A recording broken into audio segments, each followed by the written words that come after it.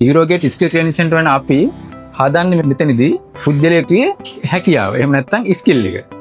ඒ වුණාට අපි ඒ සඳහා ගායතුමාගේ 3S සංකල්පය භාවිතා කරනවා වගේම ඒකට නවතම අධ්‍යාපන විෂයයන් ඉතින් එකතු කරන ලද හැබිට් කොටසත් එකතු කරගන්න. මනාව ප්‍රගුණ කරන ලද දැනුම ඊට පස්සේ කාර්ය කිරීම සම්බන්ධයෙන් ඇති ආකල්පය, ඒ වගේම අත තුල ඇති හැකියාවත්, ඒ වගේම පුද්ගලයෙක් විසින් ඇති කරගෙන යන ලද මනා පුරුද්දක්. ඒ කියන්නේ මේ බලන්න වෙල්ට් එකක් දාගෙන ඉන්න මේගොල්ලෝ මේ වගේ සංකල්ප 4කට අපි පුද්ගලයා පුහුණු කරනවා. එතකොට ඔයාලට අද දවසේ අපිට බලා ගන්න පුළුවන් ඉතා පුහුණුවක් ලද පුද්ගලයෙක් කොහොමද ඔහුගේ හැකියාව වේගයෙන් ඉදිරිපත් කරගන්නේ කියලා.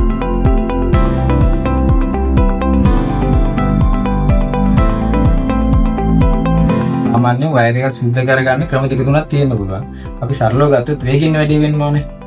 අපි උපකරණ ඒ අතින්ම හසුරුවගෙන පළවෙනියටම අපිට පුළුවන් වයර් එක අවස්ථා දෙකකදී මේ විදිහට අර්ධ වශයෙන් ඕපන් කරගන්න. මේක ලස්සනට මේ විදිහට වයර් එක කැරකෙන ගමන්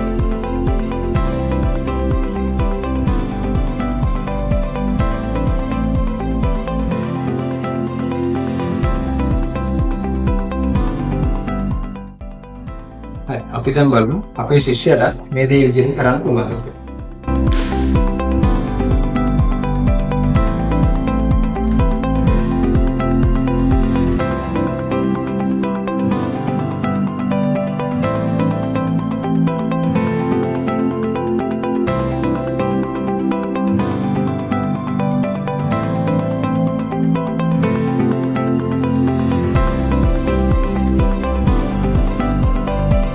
දැන් මම පැහැදිලිනේ අපේ ශිෂ්‍යයා හැකියාව උපරිම වර්ධනය කරගෙන තියෙනවා කියලා. ඒතර ඔයාලට මතක ඇති අපි දවසක් කිව්වා අපි මෙතනදී බලන්න 3 කියලා. ඒතර 3 පැනල් බෝඩ් එකක් කරන ආකාරය තමයි අපි එදින්දී උගන්වගෙන යන්නේ. ඒතර ඔයාලට බලන්න පුළුවන් අපේ මේ ශිෂ්‍යයා විසින් 3 පැනල් බෝඩ් එක ඉතා වේගවත්ව ඉතා කෙටි කාලයක් තුළ අවසන් කරගෙන යන ආකාරය අර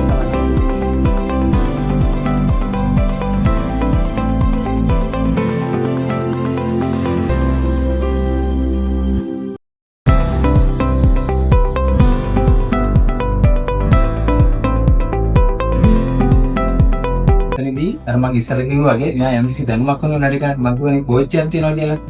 එතකොට මෙයා ඉසතුරු යම්කිසි දැනුමක් තියාගෙන යම්කිසි ක්‍රමවේදයකට උන් තමයි වැඩේ කරගෙන යන්නේ. අත තුල ස්කිල් එකක් තියෙනවා. ඒ වගේම මෙයාගේ පුරුදු තියෙනවා. නිවැරදි බිරුදු පාවිච්චි කරනවා. මේකවත් වැඩි කරන්න අවශ්‍ය කරන ආකල්පය තියෙනවා. ඒ ක්‍රමය අනුව ඔහු වැඩ කරගෙන යනවා. ඌට කල්පනා කරන්න කිසිම දෙයක් නැහැ. එතකොට මම ඔයාලට කියලා දෙන්න සරල අදහසක් මම කිව්වා මේක ඕනම කෙනෙකුට දෙන්න පුළුවන් කියලා.